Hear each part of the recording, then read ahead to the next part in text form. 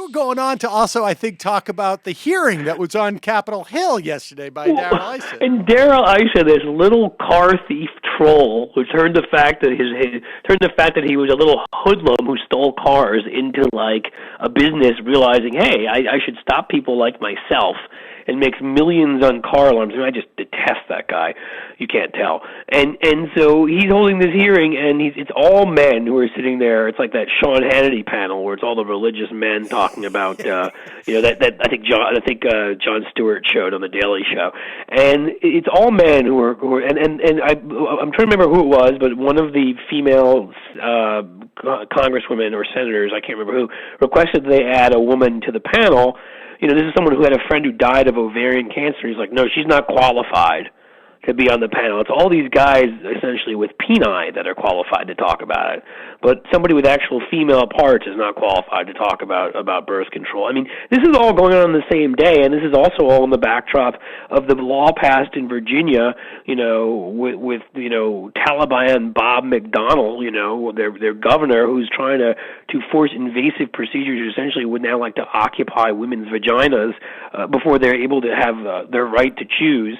With an invasive procedure, and on top of that, from what I just heard today, if I'm correct, at my friend Lowell Feld's blog, Blue Virginia, they're now cutting the budget there for Alicia's law, which is something that tries to protect women who from being raped. I mean, it's sort of like, at what point it's like I get so tired of the cliches, war on this, war on that, but somebody find me something else if you want to find another term besides war on women. And I mean, because what can you call all of that? I mean, do these guys honestly want to lose 70% of the women vote? They've already gone after Latinos in a huge way and pretty much bashed and been racist and whatever, so they want to lose that vote too. Are they basically going to have to start digging up dead white guys from like the last century and registering the vote just so they have a chance to win? I mean, who is it that what are they doing? I don't even know anymore. I honestly, Oklahoma, I think yesterday also passed the personhood bill, which claims that a zygote is a person, and that's also in the mix in Virginia. I find it so. I can't. It's very hard to wrap your head around this. You say 1990s. In 2000, I guess it was, or very close to it. Maybe it was the 90s, late 90s. Huckabee signed a mandate that birth control be included in prescription coverage. Mitt Romney in 2006 signed a healthcare, his healthcare overhaul had the same mandate.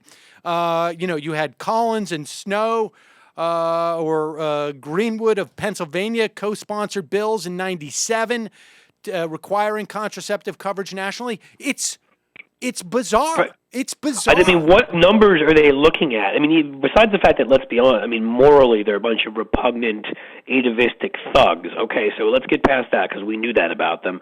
But I mean, this recent Democracy Corps poll that came out showing that Obama's numbers, Democrats' numbers are spiking. Republicans are looking like this is going to be that we're going to have an opposite of 2010, and this may be heading towards a wave election again for Democrats. All right, this is led by, according to them, quote, a resurgence and re-engagement of unmarried women. Gee, I wonder why. I mean, you know what I mean? Are these people honestly the stupidest effing people in the world?